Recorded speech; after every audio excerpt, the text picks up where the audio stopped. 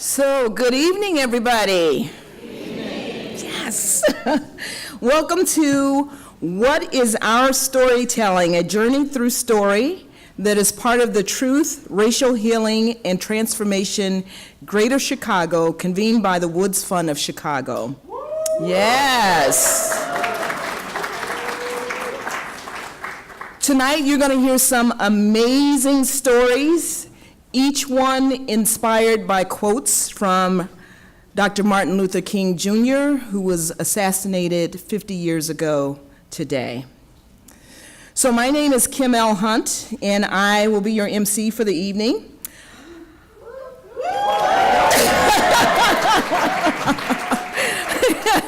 Thank you to the few fans in the front there who got things started. So I'm currently the executive director of Pride Action Tank, which is a project incubator and think tank that is focused on improving income, but income too, outcomes and opportunities for LGBTQ people and other marginalized groups. And I am also the co-host of Outspoken, which is a monthly storytelling event that happens on the first Tuesday of the month at Sidetrack in Lakeview, where all the storytellers are LGBTQ, except for in November when we have Friends and Allies Week. Tonight we want to thank the Chicago History Museum for hosting, Goodman Theater for curating the stories, Hoopla Communications for event support and connecting Woods Fund to the wonderful Jim Bennett who connected us to the Goodman, Lagunitas for donating beer, and yes, and Truth, Racial Healing, and Transformation Greater Chicago Leadership Advisory Committee for continued support and work on the 4 design teams. It is an honor and pleasure to be with you, and thank you all for coming out on what turns out to be another winter night in Chicago. It's spring, supposedly. So tonight you're going to hear stories from 8 people, 7 of whom have never told a personal story on a stage before. So they're going to need to know that they have your support, okay? So what I want to do now is take a minute to practice showing what your support looks like. So I want you to think about what you would feel like if you won a prize of your choice, on The Price is Right. And when I count to 3, I want to see and hear that enthusiasm, okay? 1, 2, 3.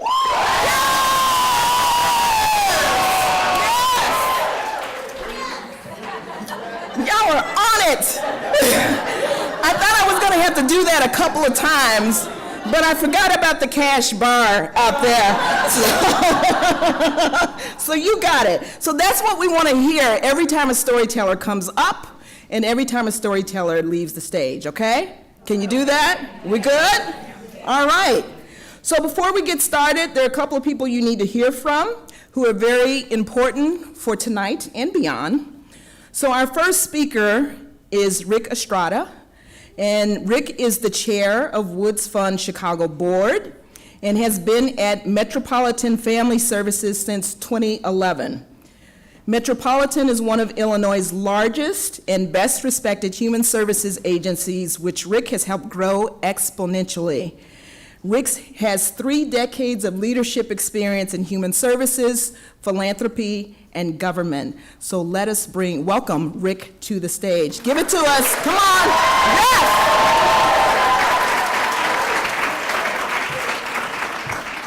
Wow, I'm not a storyteller, so you don't have to hoot and holler for me.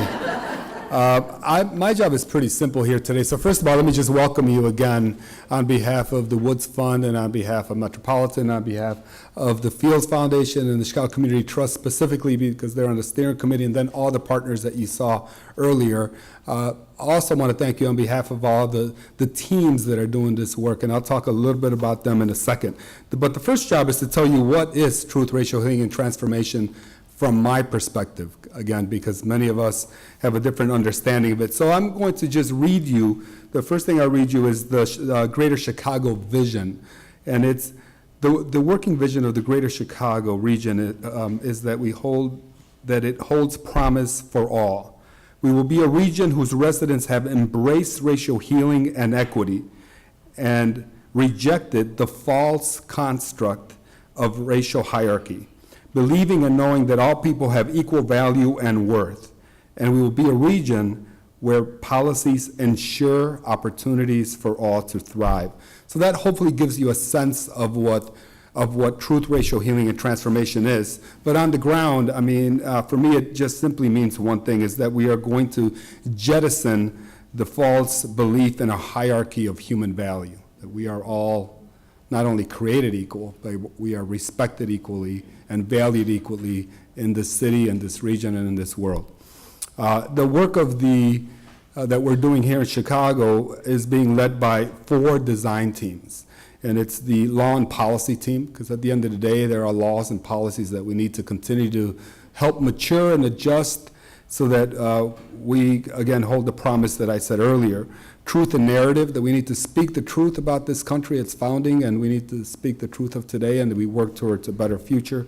There's the healing, because without healing, we'll have lots of wounded soldiers. Many of us kind of believe that we are human justice, social justice, equity avengers, superheroes. But if we're walking around wounded, then we can't do our work effectively. So there's the work of healing that needs to happen within and amongst us. Then we created the 4th committee, and I think this is the one that keeps us all together, accountable, and making sure that we have the eyes on the promise, and that's our youth committee. And that's something that you all and the other committees called for, something that we needed to respond to, and quite frankly, something that we had to do, and we have some good representation here today. So, and that committee is led by a couple of just tremendous young men, Darius Bellinger and Berto Aguayo. So far, I think we're looking up for a 3rd committee chair there. But let me just kind of say a couple of last things as I finish up this introduction. So you get a sense of what truth, racial healing, and transformation is. I mean, we need to jettison not only the false idea of a hierarchy of human value, and we jettison it not only from our systems and structures and institutions, but importantly jettison it from our own minds and our own hearts, so that this work of healing can begin and the work of treating and loving each other continues. So why are stories important? You know, I've learned every single day from my peers and colleagues, my co-chairs, one of them, Monica Helsip, who many of you know, talks about stories in this way, that she says that the shortest distance between 2 humans is a story, right? So, I mean, I just say that again. So the shortest distance between 2 humans, and you could add in understanding and, you know, loving and all of that, is a story.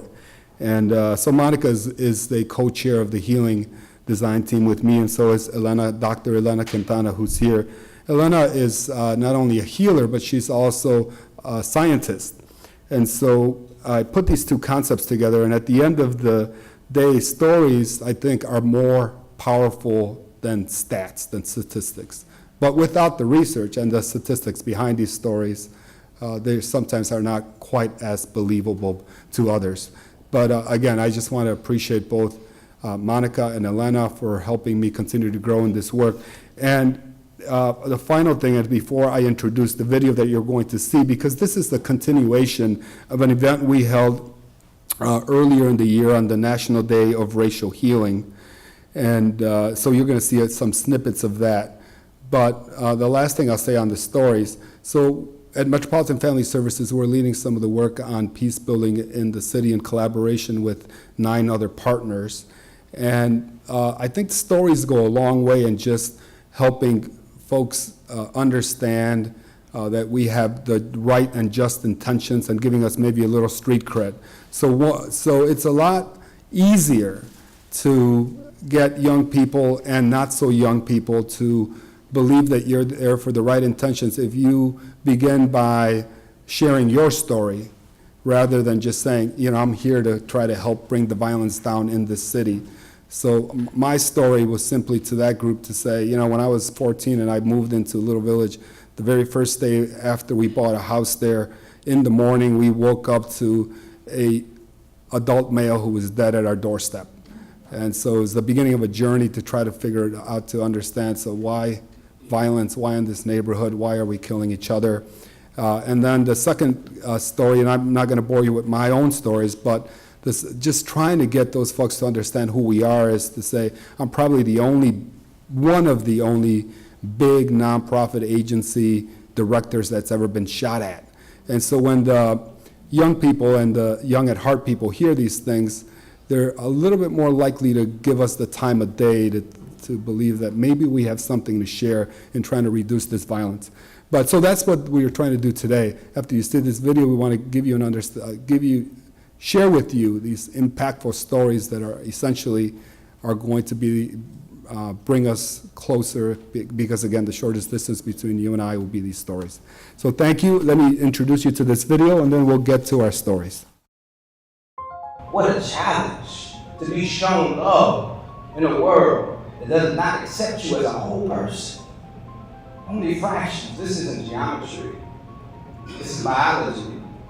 My genetics should never, ever determine my kinetics. The way I move within this world, philosophy, the way I use these words, should only do one thing: bring us closer, not further apart.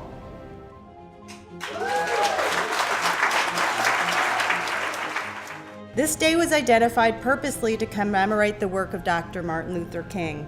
It is in this spirit that we are drawn to this work, this hopeful process that is driven by truth, belonging, stories as a way to make change.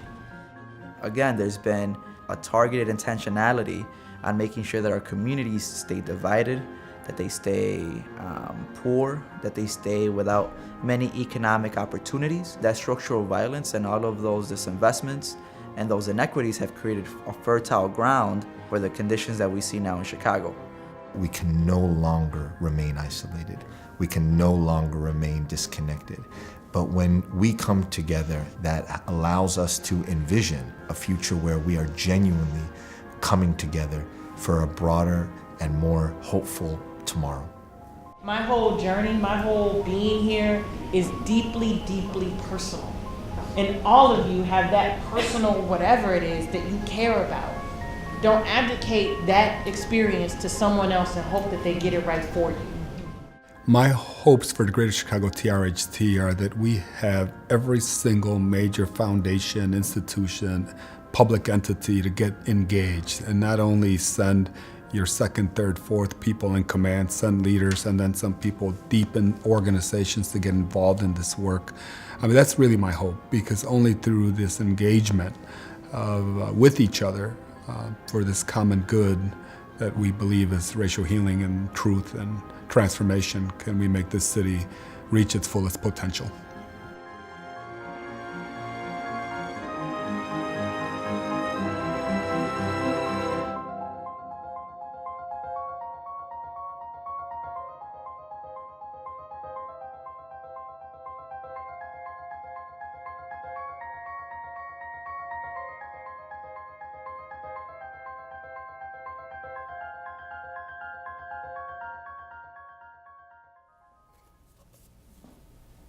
Okay. Kim.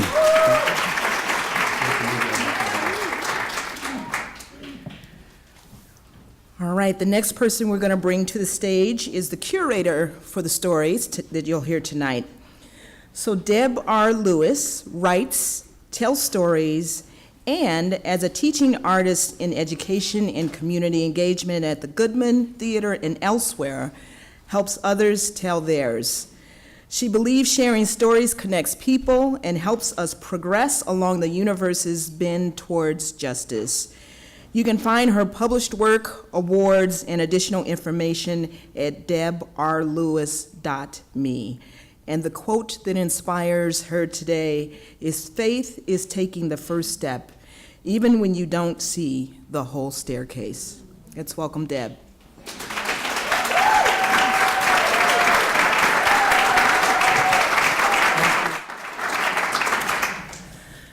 As a teaching artist in the Goodman's education and community engagement programs, and in collaboration with Jay Hobart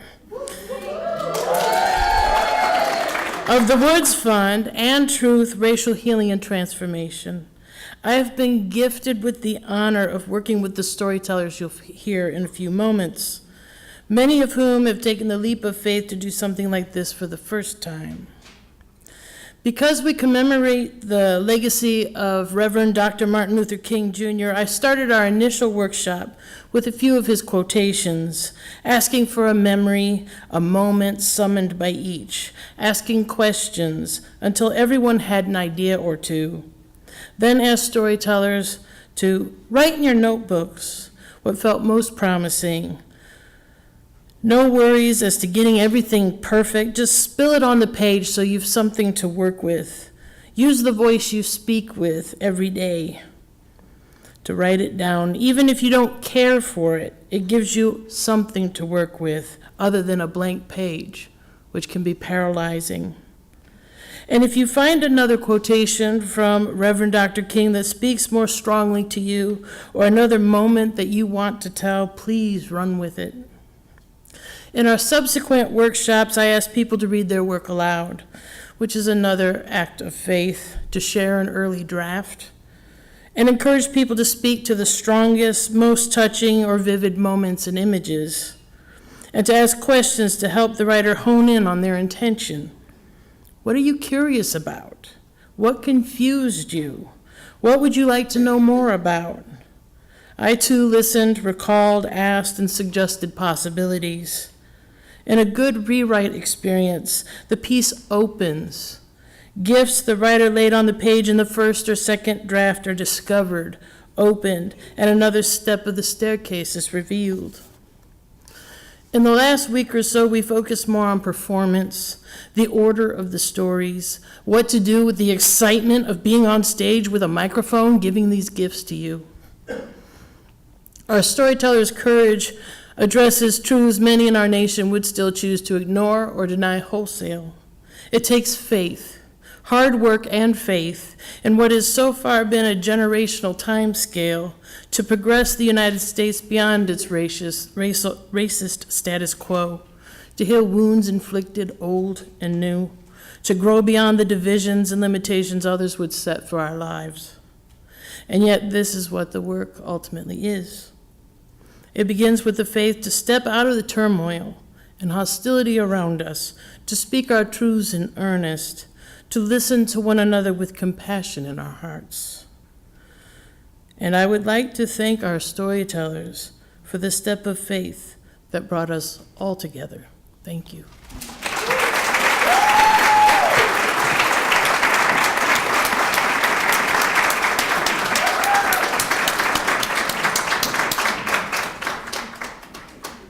All right.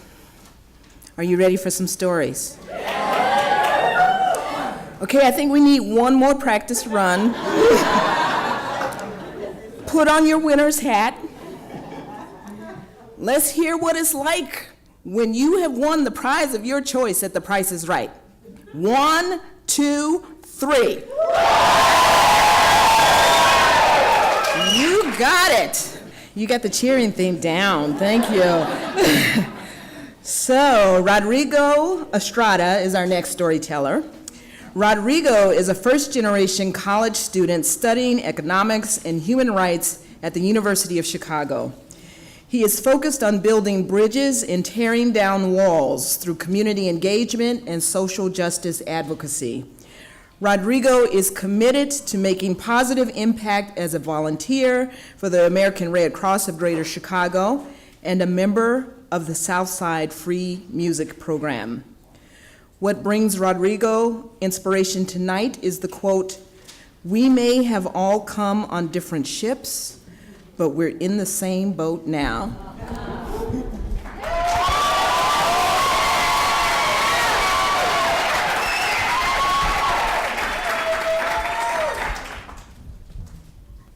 Growing up 5 miles from the US-Mexico border, the question of what it means to be an American never escaped me.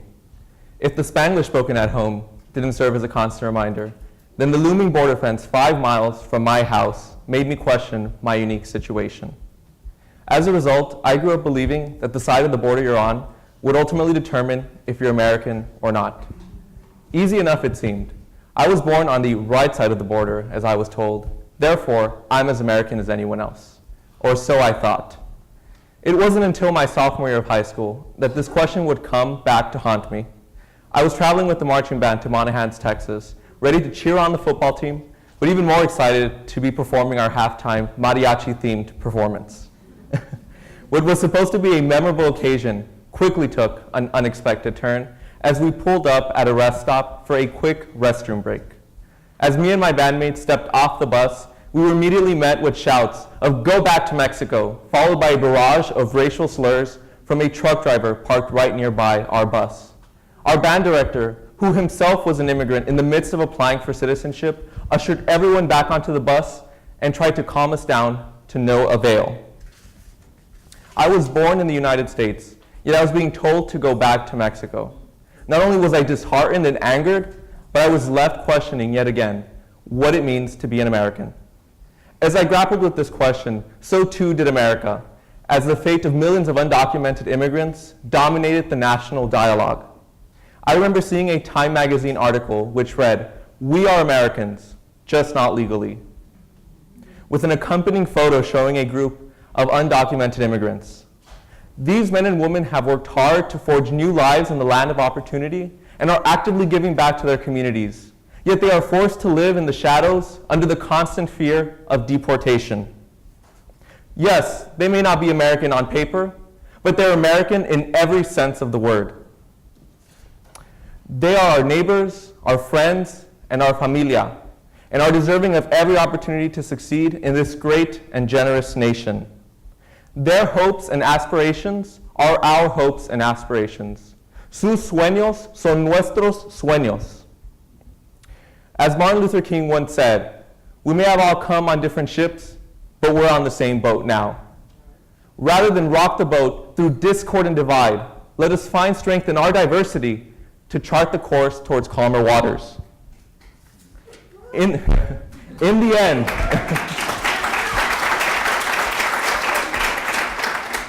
in the end, being American doesn't mean being born American.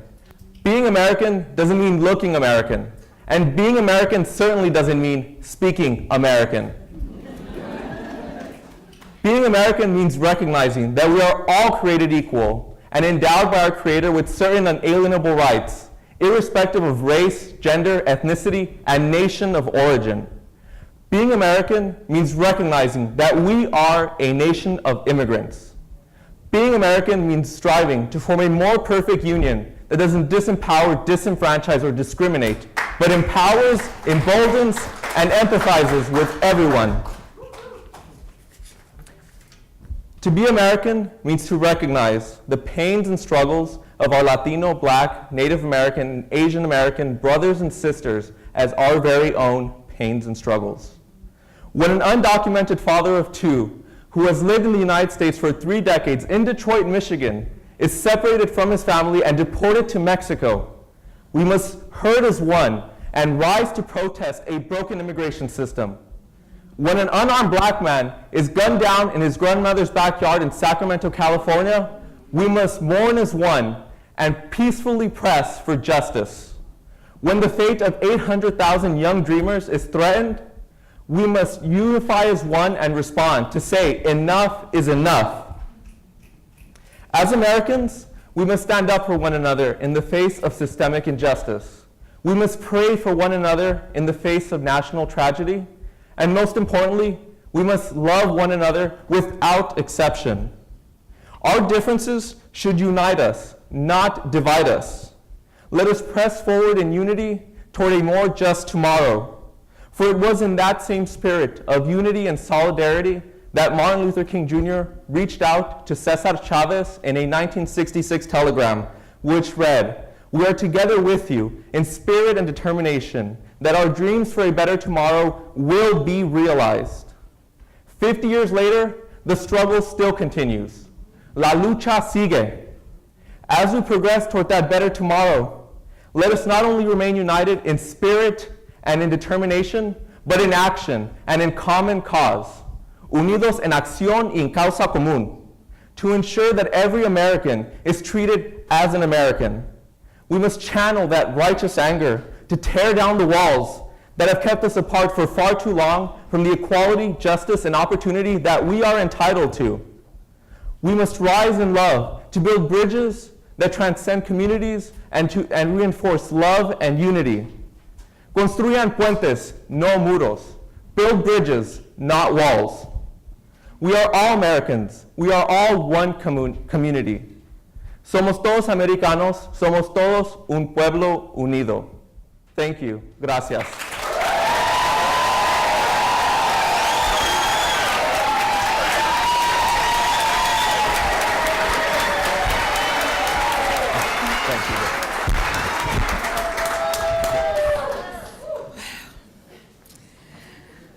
Our next storyteller is Tara Williams. Miss Tara, when Miss Tara is not at school or at Community Organizing and Family Issues, otherwise known as COFI, she spends a lot of her time with her sons, her mother, and her close friends. She loves to read poems and watches a lot of documentaries. She loves to color and to watch Tyler Perry movies. She loves sports, especially volleyball, football, and boxing. She also loves to go out dancing and meet new people. The quote that inspires Miss Tara is, "We shall overcome. Deep in my heart, I do believe we shall overcome. And I believe it because somehow the arc of the moral universe is long, but it bends towards justice."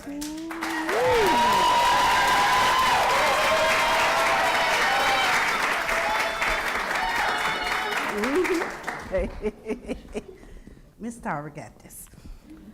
I often think about myself growing up. I apologize. I shall overcome, and I have overcome. I often think about myself growing up as this little girl, living in the Chicago housing projects on the west side named Henry Horner. Sitting on the porch, I always wonder why my parents did not want me to go outside. I didn't go too far. When I said not too far, I stayed right there in front of the apartment and on the porch. When you get older, you see what this world is really like. When this man came up to me and started talking to me, he asked me out. Me as a young lady, before my time, wanting to be grown, went out with him. It didn't cross my mind to think this man would harm me in any way until one day, one night, everything changes. My world became, oh Lord, his world. I was 26 when I met him, 7 years older than me. We knew each other from the neighborhood, but we met at Ronnie's Steakhouse. A lot of us remember Ronnie's Steakhouse downtown now.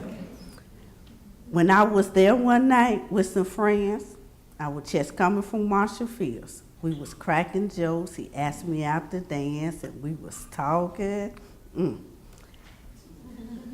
He was tall, oh my goodness, dark-skinned and built, very attractive. Now, I'm only 4'10" now, so anybody taller than me. Inside, I was like this little teenager. You know how you see your first love and somebody you love, you get to giggling like a... That's how I was. We had a good time, started out. When I was with this guy for 10 years, experienced physical and verbal abuse, until one day, I haven't been to work in a couple of days. And I knew I had to get up and leave. All I was thinking about was my sons. I remember looking up. He was holding one of my sons. All I can think of is just lay there and hoping he would stop. I knew once I got out the house, I would get help. I kept saying, He wouldn't harm his sons, but I wanted to get away. I remember this day good as day. It was cold outside. I had dark shades on. It's wintertime. There was still snow on the ground. I said to myself, I had to leave. It took me forever to get up and get dressed. I went to my job at Wall Street Deli. My boss didn't know who I was.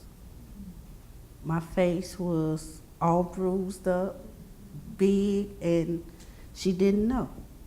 She called my mother. My mother told me to go to my godmother's house. I went there until my mother and godmother came to get me. My mother and godmother was there with me at the police station, and all they kept saying, baby, just tell them what the address and the apartment number or where this incident took place so we could go get your sons. And so my sons could be released into my mother and godmother's care. By the grace of God, I was able to remember the address and the apartment number. After I gave them the information, my mother said I passed out. I don't remember nothing else. I was in a coma for 3 or 4 days. She said my 2 sons was taken care of. Just get well. As I lay in the bed thinking, laying in the bed in the hospital, just looking around, all I could see is these flowers and cars, but I didn't know how long I've been there. My son and I went into a shelter. From there, I had to heal and overcome and learn more about myself. Now, that was kind of hard for me, to be honest, because I wanted to stay in Miss Tara's own little ways and didn't want to change. If something that you said to me I didn't like, I gave you a response back. I didn't care how you took it. I knew I had to do better. When you have children, you can't always be defensive and angry. It took a lot of time to learn, but I realized I need to be around more positive and negative people. I found out what self-love really means through the organization called COFI, meaning Community Organizing Family Issues. The different workshops and listening to other people helped me realize what I need to accomplish. Now, we learn how to support myself and each other. What I learned at COFI, I was able to bring back to my sons. Now I'm able to love myself and appreciate me for who I am.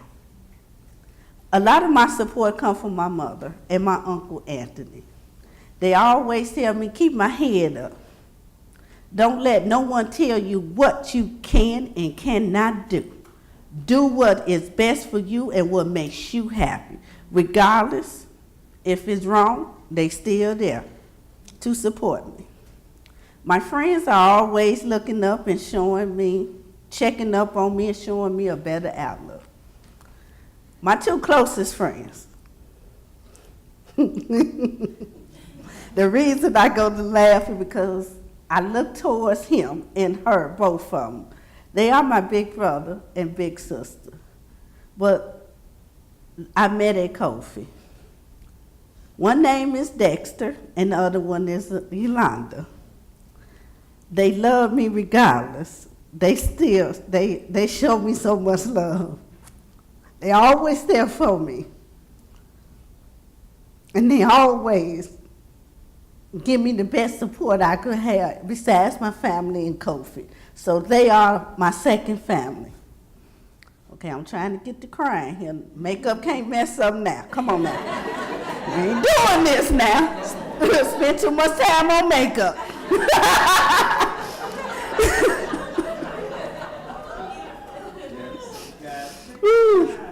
Oh, the powerful words of Martin Luther King tell a whole lot. He tells us what people we have fought for and what we still fighting for. I have overcome homelessness and domestic violence. I am more active than anything in all my sons in their lives. I have 4 sons, 25, 19, 13, and 12. Yes, I'm very busy. Woo, teenage years. Now I'm fighting for my son, who is the diverse learner, and showing other parents how to fight for their children who are diverse learners and how to fight for all children. I feel that you can overcome by coming out and seeing who you really are. You can overcome obstacles if you believe in yourself. And I'm going to repeat that one more time because this is something for me. You can overcome any obstacles if you believe in yourself and surround yourself with positive people who are going to love you for you. We shall overcome. Thank you.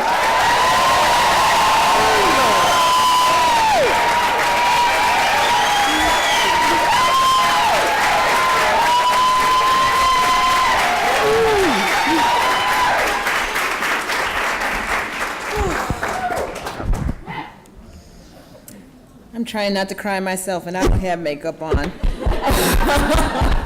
Thank you so much for sharing that. Wow. Our next storyteller is Tony Magid. Tony is a youth organizer with Communities United and leader with Voices of Youth in Chicago's Education, an alliance working to end the school-to-prison pipeline. Tony is also a member of the Survivor Alliance for Health and Justice, a group that works on bringing together the formerly incarcerated and survivors of violence, giving them a safe space to heal and work on reforming the critical justice systems and in the hyper-incarceration of Black and brown communities. Tony is also a strong leader in the Grassroots Alliance for Police Accountability, working to establish systems of accountability for the Chicago Police Department. In light of Tony's outstanding leadership, he is a recipient of the 2017 Sargent Shriver Youth Warriors Against Poverty Leadership Award.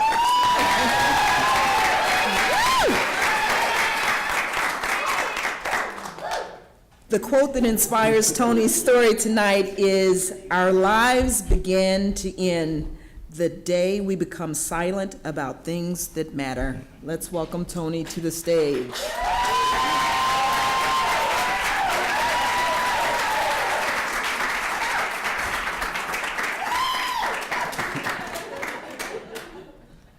Life, the existence of an individual human being or animal. I'm the 5th child out of 7, 6 boys and 1 girl. Me and 3 of my older brothers were adopted by my grandmother. One brother moved to Georgia with his dad, my youngest brother was sent to foster care, and my sister stayed in my mother's custody. Growing up, life was chaotic, disappointing, and embarrassing. You see, my mom has been battling a drug addiction ever since she was a teen. My father was MIA, and my grandmother wasn't fully equipped to raise an additional 4 kids. Not financially or emotionally. I remember the times when me and my older brother Daryl would go to the store during nighttime just to steal little pastries and snacks to fill us up because there wasn't enough food in the house. Or at times when my classmates will tease me about seeing me and my grandmother waiting in food pantry lines, or seeing my mom hanging out in neighborhoods that was known for drugs and prostitution. Or the times when I was as young as 10, thinking less of living and more of dying. I should have been out living life. I should have been exploring. I should have been doing things that kids do. But instead, I was trapped in my own mental confinement, suffering in silence. Being a child of my mother, but yet a Black child in this society, I was invincible, non-existent. My second oldest brother, Leviticus, used to sit me down in his room at times. We'll be playing San Andreas on the PlayStation, and we'll get into a deep conversation out of nowhere. He'll tell me things like, nothing is expected of us. No one is waiting to see the day we graduate out of high school or college. They're hoping to see that time where we're locked up or better yet killed in these streets. Being so young and immature at that time, I really didn't understand how deeply what he was saying goes systemically, but I knew I was bound to find out to find out that my blackness sparked hatred and discrimination from others, that your mental state and trauma doesn't matter when you're black. After years of staying with my grandmother, she finally had enough of dealing with my school situation, with all the fighting, suspension, and phone calls from my teachers. She sent me to live with my mother when I was 13. Luckily, at the time, she was trying to restructure her life and had a stable home, so I thought. I ended up moving in with her, her boyfriend, and my little sister in a one-bedroom apartment on the north side. I didn't know what to expect moving in with her, but I soon learned that she had an unspoken, tremendous amount of love for me and my siblings, despite her absence. Knowing that, it certainly dismissed some doubts I had. But even though I moved away from a home that was centered around hate, anger, and poverty, my wounds and mental disorder continued to go untreated. I was transferred to Thurgood Marshall Middle School, where after a few weeks of my first day, I found myself constantly in fights and getting suspended. I knew why these things were happening, but I was hoping someone else would see that my anger was an outcry for help, but no one did. Fortunately, after one day my mom received a call from my teachers, she sat me down and gave me an ultimatum. She told me since I won't talk to her, she's putting me in counseling up at the school, or else she's sending me back to my grandmother's. Now, I hate ultimatums, but with this one, I had an inciting feeling of eagerness. I couldn't wait to start. Counseling was something I wanted, but was too afraid and confined to speak up on it. But then again, living on the west side of Chicago in a predominantly black neighborhood that was underserved, mental health services were something we were deprived of, and that the black community will often overlook because we have been raised and conditioned to just be strong, to fight through whatever is killing us. Because when you're black, your trauma is dismissed and defunded. I'll never forget my fifth periods in middle school, because those were the moments I didn't have to do work. Instead, I was meeting with my counselor. One of the first questions she asked me was, why is it so hard for me to communicate to people like my mom? And I responded, well, it's hard for me to express my pain to the people who caused it. And from that response, she made me her first priority. She is the first person who saw me for me. Her office became my safe haven, my escapism from all the madness. It was the one place I existed.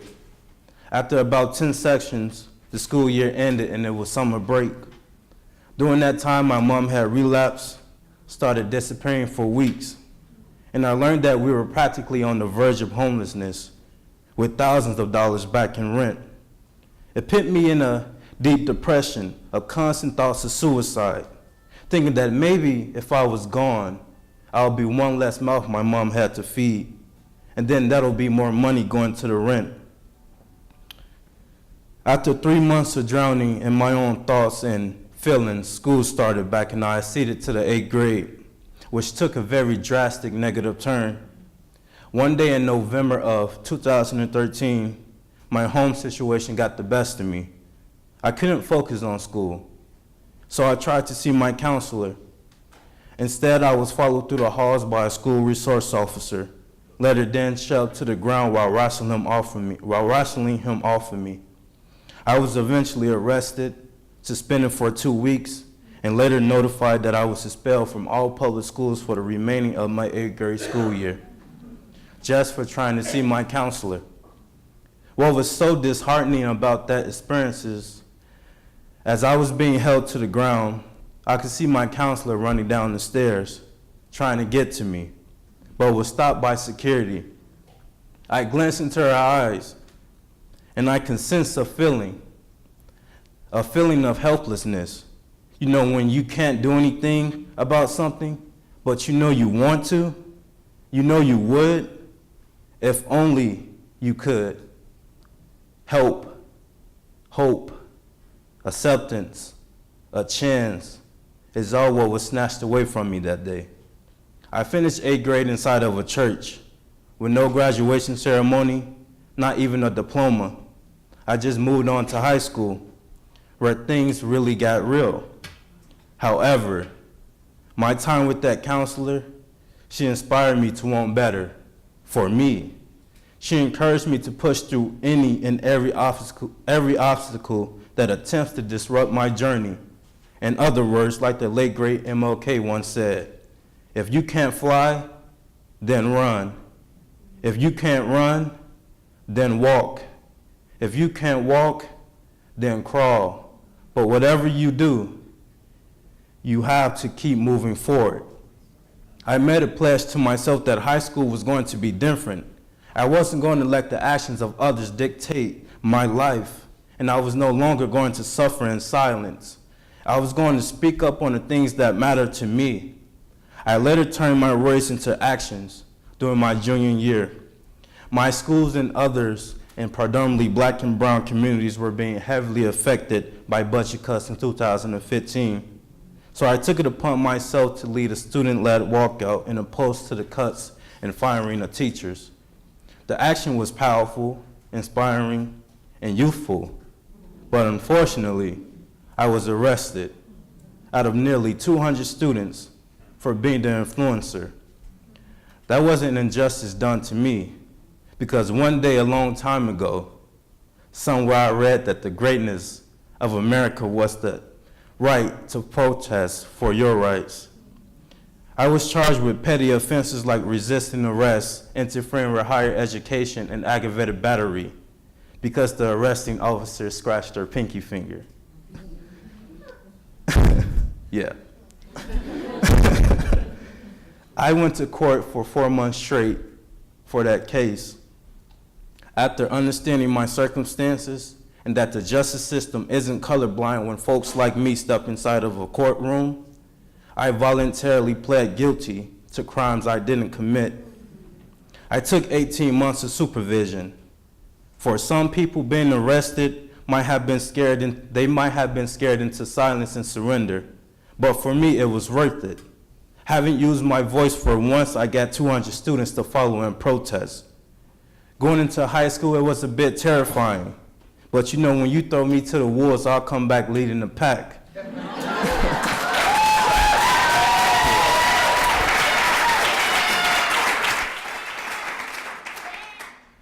Life may have been hard, and it was difficult to find my existence, but it taught me a lesson. Giving up can always be my option, but it can never be my choice. Thank you.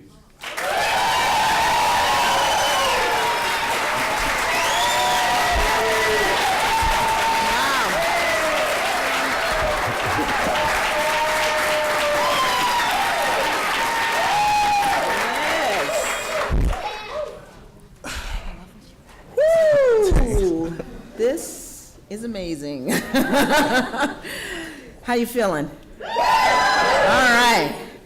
We're at about the halfway mark. And I'm not ready for this night to end, but we've got 4 more stories, so it's not over yet. So our next storyteller is Denise Hill. Denise is a writer, thinker, and leader from the South Side of Chicago. She will be running as an independent for state representative in Illinois in the November general election. She is a wife and mother of 2. And Denise has multiple quotes that have inspired her story tonight. If I wish to compose or write or pray or preach well, I must be angry. Then all the blood in my veins is stirred and my understanding is sharpened. There is something wrong with our world, something fundamentally and basically wrong. I don't think we have to look far to see that.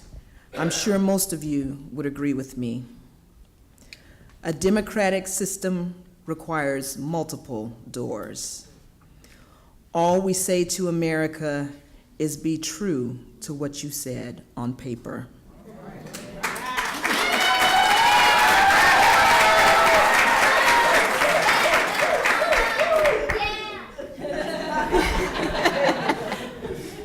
Telling the stories that need to be told. democracy, and the courage to be. It was W.E.B. Du Bois who illuminated the ever-present, unasked question of every human whose skin has been kissed by the sun like mine, and whose ancestry traced back to the brutal system of chattel slavery. How does it feel to be a problem? How does it feel to be a problem? Their offices were always so silent, these two women in particular. No laughter, no sounds of jovial conversation, no, not even any music, not even jazz, not even classical, just silence. And trinkets and papers placed about. Stoicism of acoustics and design to match the university, I suppose. I remember the woman had just moved to a new office. This one had a window, a nice arched picture window that let in a cascade of all the cloudy natural light of that cold day of our appointment. I'd gone to see her again, reluctantly, with my son in tow, yet again. The last time we'd seen each other, she told me that because I was now a mother, I was no longer the kind of student this university wanted. I should strongly consider transferring somewhere else. This was not a content of character, basis of merit, but have you seen my receipts sort of judgment, but a judgment based solely on the isness of my being. I was not wanted here. I was a problem, me and my child. Did I mention my child was with me that day? Luckily, he was in his own world of toy cars and imaginary cities. I've never been one to give folks the satisfaction of seeing whatever negative end or reaction they wanted to see from me. So I let her talk. That day, I sat upright in my chair, I crossed my legs, I sat with dignity and smiled with a grace that only a woman who knows herself possesses, and walked out her office and onto my classes, head level and held high. This particular day, this new day, with the cloud light streaming through her office and my son standing by my side, she decided to reiterate, somewhat annoyed, that I was no longer welcome here. You, I responded, don't have any right to make any commentary on who I am and my place here. I didn't ask for your opinion. How does it feel to be a problem? Somewhere along the way, there was a miscommunication in regards to my scholarships, so I found myself in another woman's office. Hers was as broad as her title and tenure. She had more windows, more trinkets, and bookcases.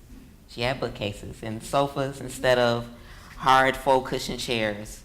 And as I sat there explaining the situation to her, a situation that would eventually keep me from classes, she looked me in the eye, her trinkets reflecting in her glasses.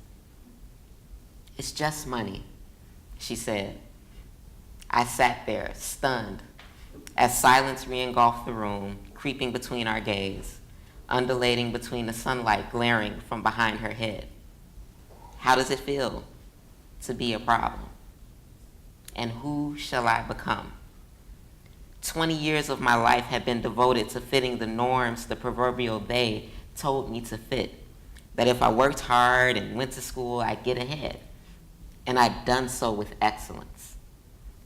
But at the intersection of my race, my gender, my parental status, my class, mine was not the narrative they wanted in their normative box. But I was never the problem. I'm a beautiful, brilliant, creative, wise, and powerful Black woman, mother,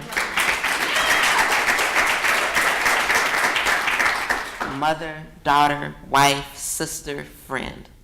I am not ashamed of my choice. I take joy in my choice. No one makes claim to my dignity. I make no apologies for the fullness of my humanity and my here-ness. And I am unafraid to stand up, speak out, and fight for all of those who pitch their tents and make their homes in the margins of society. The problem was never me. It's never been in being atypical to the norm. The problem is the norm itself. The myopic design of the norm that constricts the ways of being and the oppressive policies and political economy that grow out of it. Systemic oppression is insidiously evil in all the ways it seeks to crush you, subtle and not so subtle, overt and obtuse, directly and indirectly.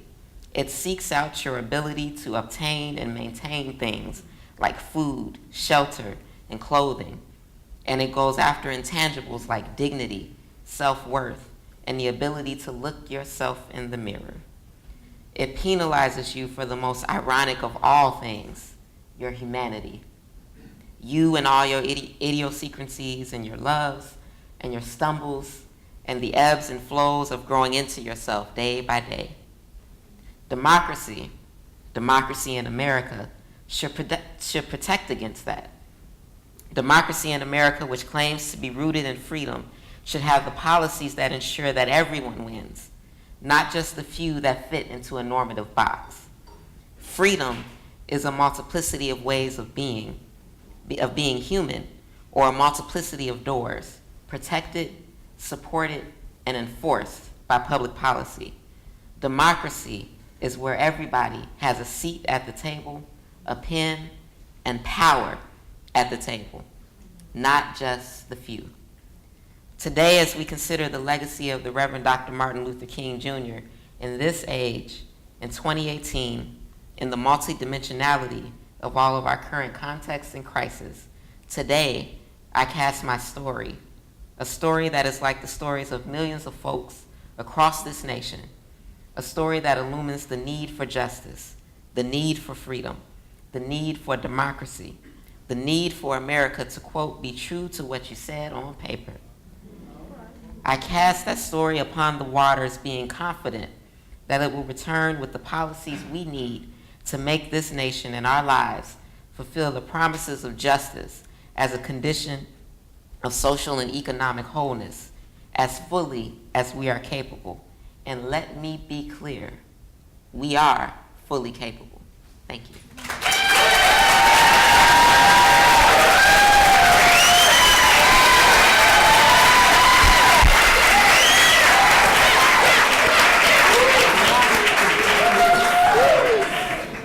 Cut it off.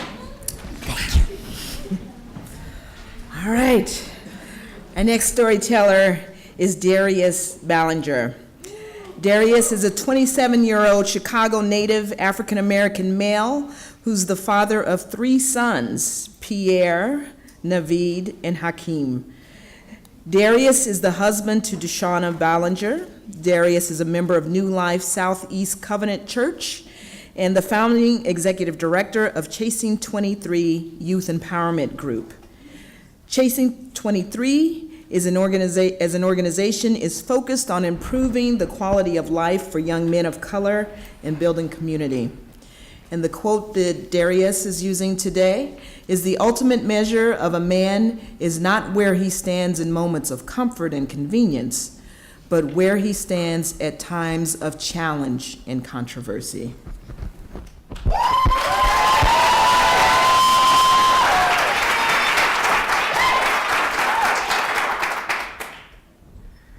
Thank you. It's ironic to be recognizing this day on the day that Martin Luther King was assassinated. I was raised on the south side of Chicago, and I remember early on, raised in West Pullman, sitting on my block with the older brothers around me. And I remember someone said that you're nobody until you kill somebody, and you're nobody until somebody kills you. I always knew I was going to be something. It's as if God has spoke to me very early on. Lord knows I needed it. My father passed when I was 5, and I hear he was a good man. Without the influence of my father, culture and society encouraged me to be the bad man. He probably could have helped me early on in life. Maybe I could have avoided all that trauma and pain. My mother was hurt from the loss of my father, and I've learned that hurt people hurt people. But I love my mama. She's a strong black woman, but being strong is overrated. As I got older, I understood that my mother grew up in trauma too. Abandonment, addiction, crime, poverty, religion. No excuses though. I know that life is no crystal stair for any human, even if they have privilege. So I don't want your pity. Matter of fact, actually, guilty by association. Generational wealth, slavery was the economy, slavery still exists. They benefit now and they benefited then. It's this hierarchy of human racial values. Black men in America are the undercast. Some are fortunate, others are not. It's bigger than any one individual. But this story is about me. Well, they don't call them slaves anymore. Now they call them inmates, and I'm not talking about for-profit prisons. That's chump change. The big money is in the court fines, county time, and probation. I've been on the other side of the law, and there is an evil in the world, but black men aren't it.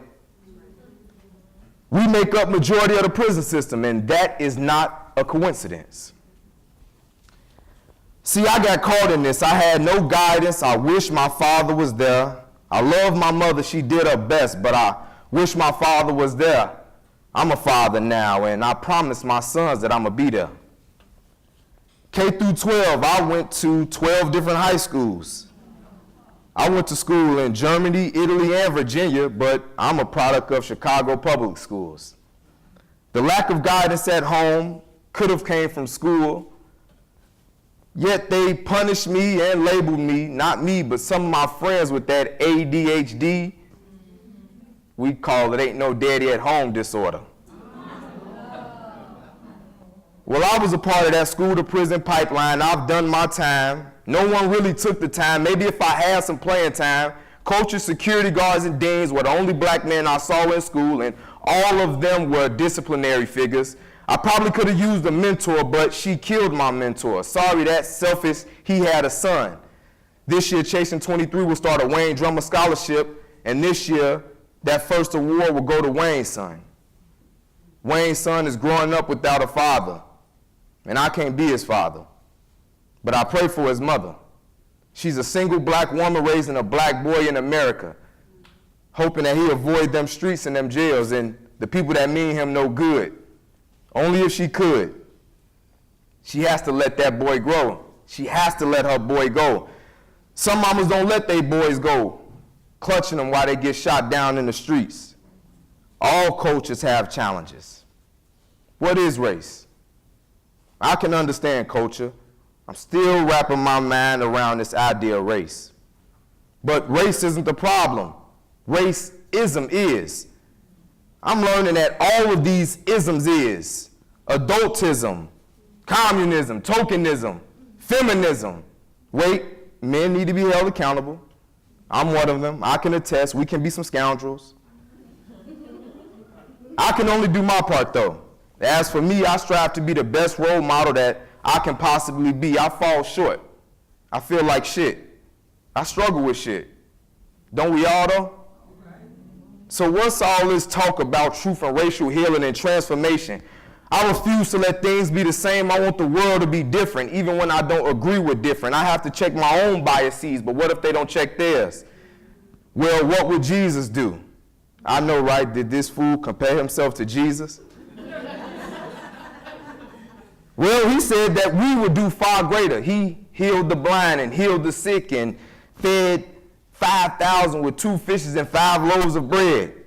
And he said we do far greater than him, and I've become aware that Christ is debatable, but we all agree that we respect Dr. King.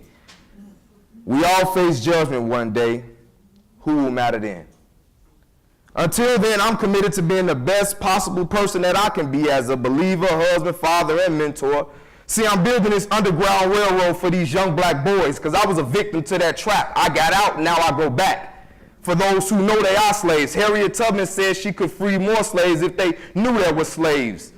I can't blame them if they clinched to the blocks that they was raised on because I felt like that's all we had at one point in time. And not everyone will get saved. They have to pick up their own bootstraps. They have to make their own choices, but we, Chasing 23, we like to provide options, promote a different way of life. To be honest, my personal hope is that they all one day give their life to Christ, settle down, make a living, become a husband to a wife, become a father to their children, buy some land, make a commitment to the liberation of others. See, we're behind a few generations. We'll get there, though. I might not see it. In fact, I don't want to see it. King didn't see it. I met Barack. I got respect for Malcolm. Well, I don't know what will happen now.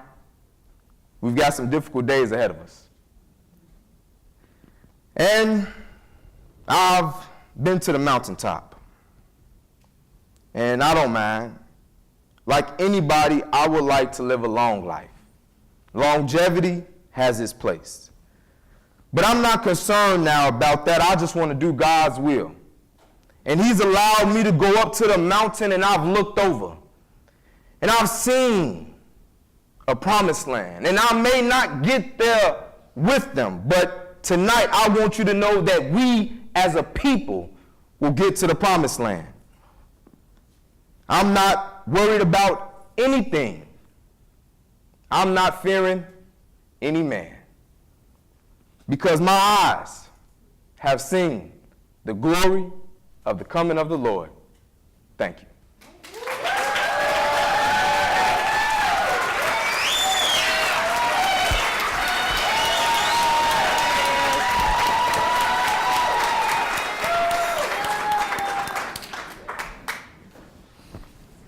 I am not crying.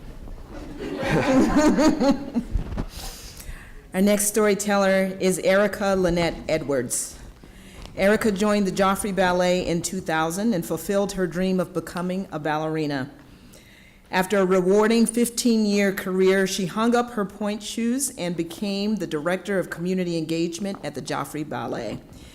In this role, Erica is responsible for managing all Joffrey arts education programs through Chicago Public Schools in the community to increase access, awareness, and appreciation for the art of dance.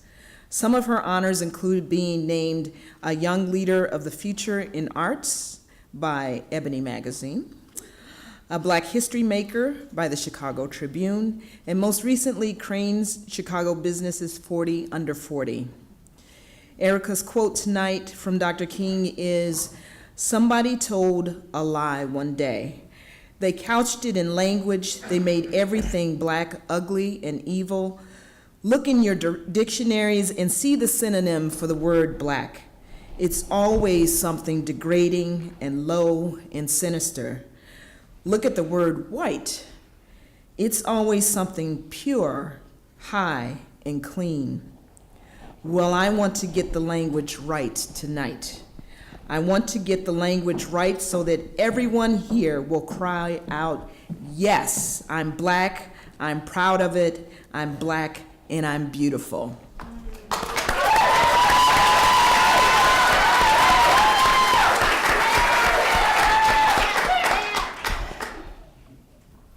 When my colleague, Miss Linda, teaches dance class, you will hear her praise the students of all skin colors. Great job, beautiful. Handsome young man, you know you did that right. You will even hear the encouragement when the students aren't so great. Pretty girl over there, we are in first position. I need you to focus. While the students are building confidence through their dancing, Miss Linda is building their confidence through her words. Her words are full of demand and also reward.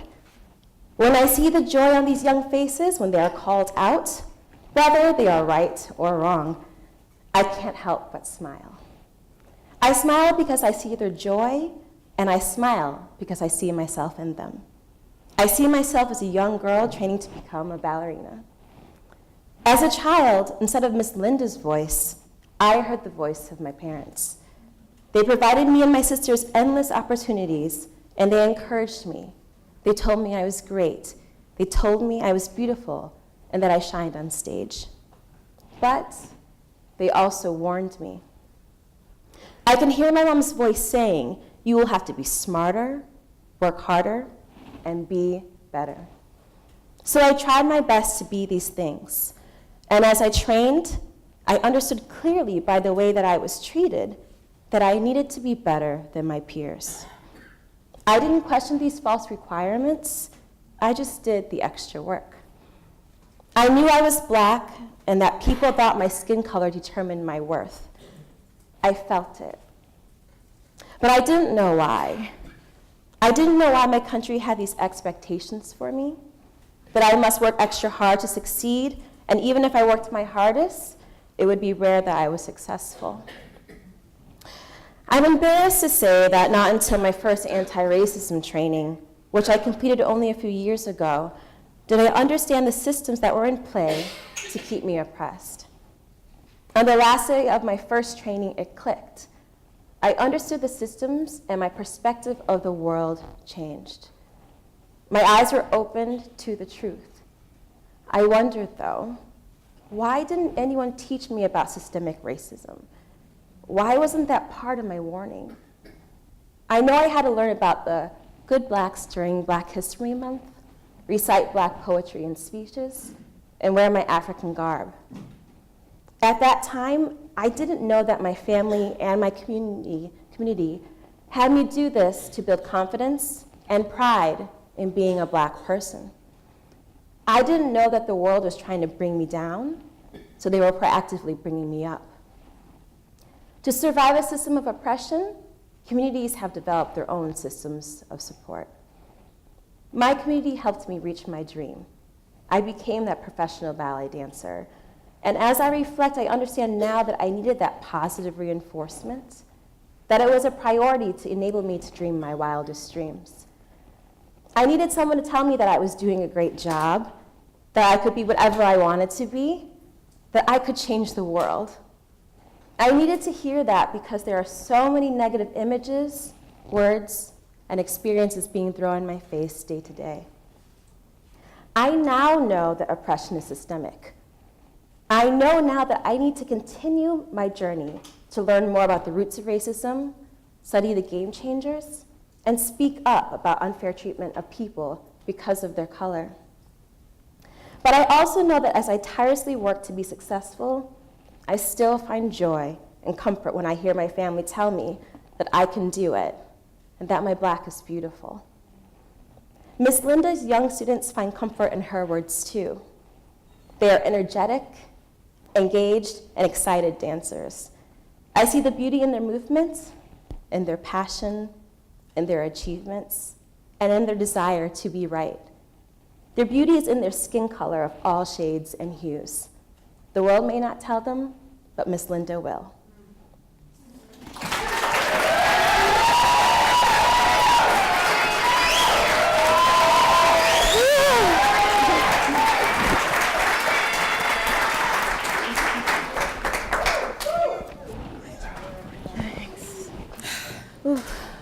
Our last storyteller for the night is Willa Taylor. Willa is the Walter Director of Education and Engagement at Goodman Theater. She is also a product of all the movements for justice that paved a path for her. She is eternally indebted to her aunts, Harriet and Juanita, who took care of other people's families so that she could be free not to. And to her mother and grandmother who taught her that much is required of those to whom much is given. There are a couple of quotes that inspired Willa's story tonight. Cowardice asks the question, is it safe? Expediency asks the question, is it politic? Vanity asks the question, is it popular? But conscience asks the question, is it right? And there comes a time when one must take a position that is neither safe, nor politic, nor popular, but one must take it because it is right. And the time is always right to do what's right.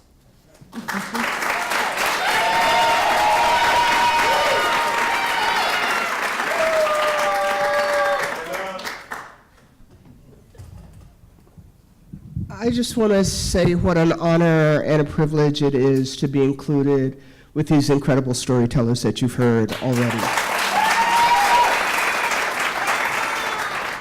The bravery that it takes to speak your truth cannot be underestimated, and in this time of fake news and misinformation, it is more important than ever that we all speak our truths, speak them loudly, and then listen to them with open hearts. These stories and these quotes that we've heard from Dr. King that inspired them make me think about my life and the gifts that I often take for granted. I think about my privilege, not the tangible, not the job, the house, the health, the money, the education, but my greatest privilege, the one that has shaped who I am, and that's the people that loved me, the ones that raised me and taught me and stood between me and darkness. I think about my parents, Minnie Nell and Johnny Leroy, a public school librarian and a Pullman porter come dining car cook. My mother was fiercely righteous and tough as nails. She plunked out spirituals on the piano every weekend morning, and she loved to sing. She pulled me into her lap and read to me every night, filling my world and my dreams with the stories of Baldwin and Hemingway and Welty. She insisted that I never attend the school where she taught because she wanted me to have the chance to be my own person, to make mistakes as Willa, not as Willa, Miss Taylor, the librarian's daughter. I think about my dad, a man of immense intellect but little formal schooling, who dropped out of 10th grade when his dad died so he could work to support his mother and his sister. He was a voracious reader like my mom, but loved nonfiction and political discourse. He was gone for 4 days of every week, working on the railroad, on the run of the Southern Pacific Railroad from Dallas to Denver. But when he was home on weekends, he would take me to the barbershop to hang out with the fellas. He loved to dance, but had absolutely no rhythm. He looked more like Muhammad Ali than Chubby Checker when I tried to teach him how to do the twist. But he schooled me on Aretha Franklin and Dexter Gordon. And he gave me my very first sip of scotch sitting on the back porch of our house, listening to Jackie Robinson hit a home run on the radio. I think about my grandfather, my maternal grandfather, Prince Fowler Jackson, a barrel-chested black preacher with a booming baritone, a penchant for white suits, and a love of Cadillacs. He always carried a Bible and a pistol. Papa, as I called him, was an African Methodist Episcopal presiding elder. That's a sort of gospel district manager, if you will. And he traveled all over Texas to preach and build churches in black communities. Now, at this time, when I was growing up in the segregated South. And a black man driving a Cadillac on the back roads through Jim Crow South was not for the faint of heart or the unarmed. Papa taught me to fish and to play chess. He always beat me, and Nana and Mama would always admonish him, "Rip, why don't you let that child win a game?" Papa would lean back in his Queen Anne wingback chair, point at me with his glasses, and pronounce, "Ain't nobody in this world gonna let that child win at anything. She gonna have to fight for everything she gets. She might as well start learning that on this board." They'd decry the unfairness of that and proclaim how I was just a little girl. All the time, I'd be setting up to pieces again for a rematch, determined that this time I was gonna beat him. I never did. But mostly when I think of my privilege and my gifts, I think about Nana. My maternal grandmother, Willa Lee Jackson, the woman whose name I carry, was the second youngest of 14 children, escaping slavery purely by birth order. Nana was as fair as Papa was dark, her complexion and silken hair a gift from her Mama Hattie's Cherokee roots. She was educated and refined.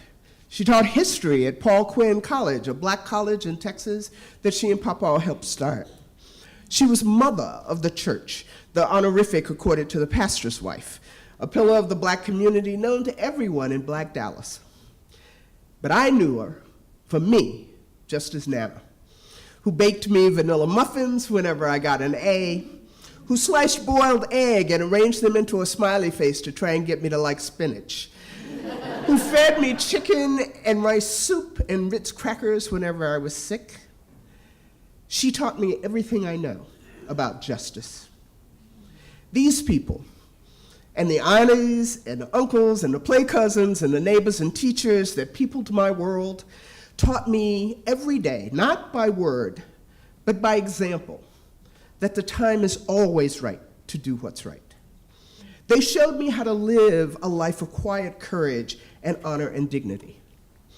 I think about the privilege of sitting among them in Nana and Papa's living room in 1963 as we watched the CBS coverage of the March on Washington for Jobs and Freedom and Dr. King's amazing I Have a Dream speech. And I remember sitting in that room with them again, in that same space, on this night 50 years ago, as the world shook and our hearts broke. The time to do what's right is not just about the heroic moments when we take to the streets or stand our ground. It is not only the times when we stand up to bullies or when we shout, "Never again," or "Time's up," or "Black Lives Matter." Those moments matter, yes, but mostly it's in the everyday struggles. When we stop to talk to the homeless woman that we pass every day. When we put down our tech and listen to each other with open hearts. It's when we recognize the humanity in each other, regardless of where we came from, what we have to offer, or who we voted for. As I think about King's quote, I also remember Nana's favorite prayer, something she taught me a long time ago that I have always tried to live up to. It speaks to her life and to the life of Dr. King, but also to so many of our ancestors who sacrificed so much and built a way for all of us to be here tonight. Lord, help me live from day to day in such a self-forgetful way that even when I kneel to pray, my prayer shall be for others.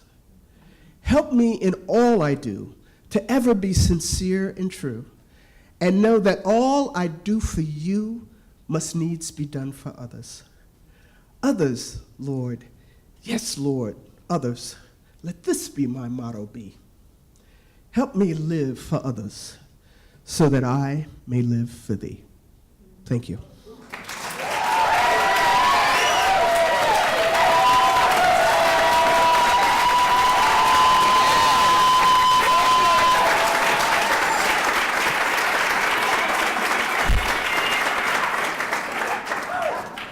What a night, huh? Let us thank these brave, generous, wonderful people for sharing all that they have shared on this stage. Karenina Grimble, Rodrigo Estrada, Tara Williams, Tony Magic, Denise Hill, Darius Ballinger, Erica Lynette Edwards, and Willa Taylor. Yes. Yes.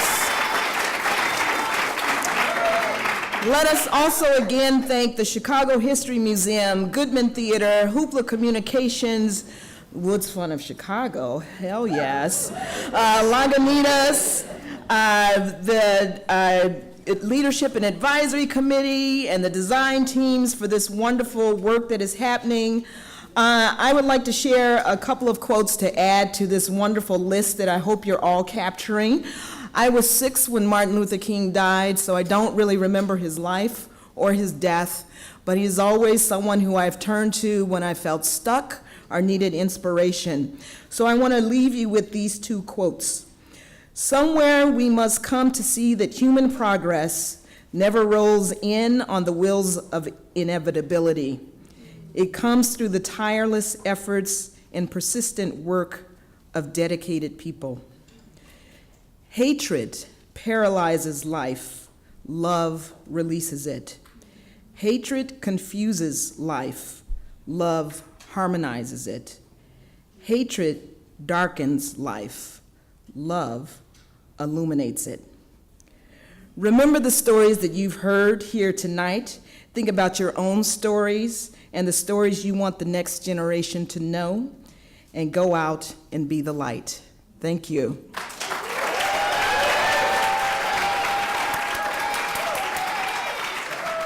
right.